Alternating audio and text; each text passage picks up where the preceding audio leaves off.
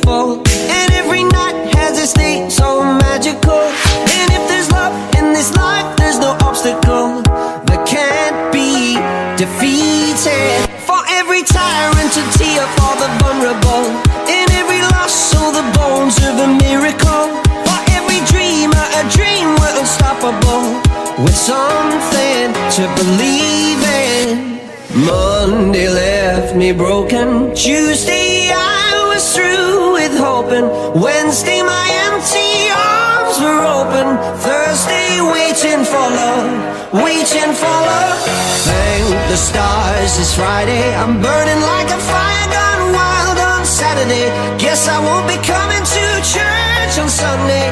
I'll be waiting for love, waiting for love to come around.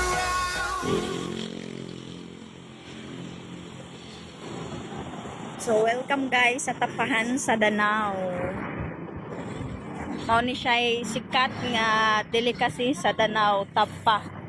Klase-klase nga tapa or smoked fish. Paano siya pagluto?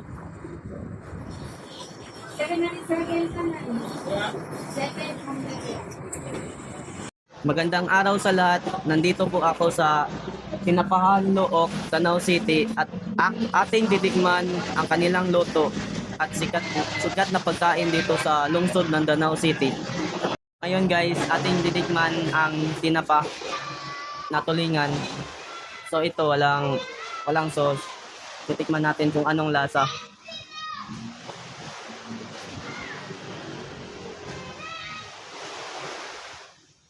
Masarap naman siya. Hindi masyadong maasim at sakto sa pagkaluto. Now, try naman natin yung merong lemon tsaka sili.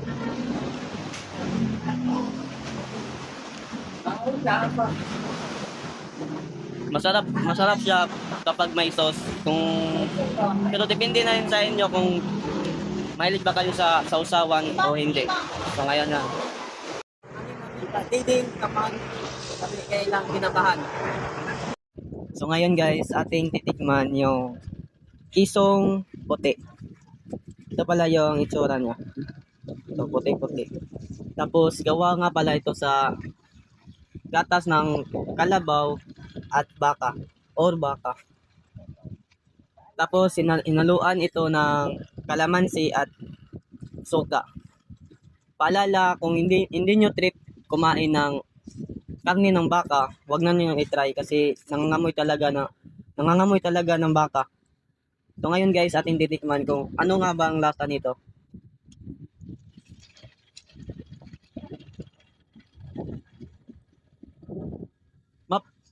Maasim siya na may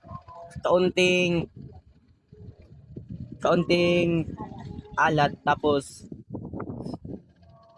di ko trip kumain nito dahil di talaga ako kumakain ng karne ng baka, tapos ang sama pa ng amoy, ang lakas pa ng amoy.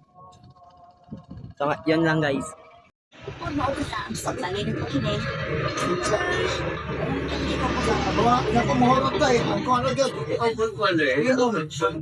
So ngayon guys, ito pala yung last na ipapakita ko sa inyo na sikat na pagkain dito sa lungsod ng Danau City. Ito pala yung pork kasahos, kalabaw kasahos, then baka kasahos. So ngayon guys, titikman ko na ang tatlong uri ng kasahos. So ito pork kasahos.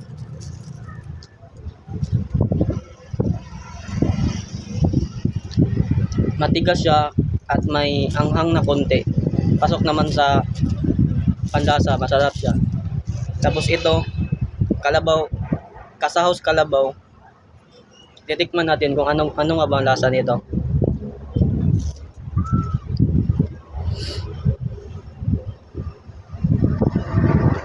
Mas malambot siya kaysa sa pork kasahos. Tapos wala siyang anghang. Ito naman baka kasahos. Titikman natin kung masarap nga ba.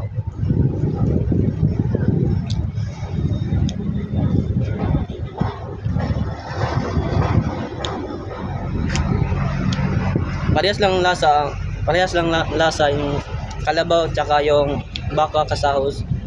Kaso yung baka kasahos may kunting asin tapos anghang. So yun lang.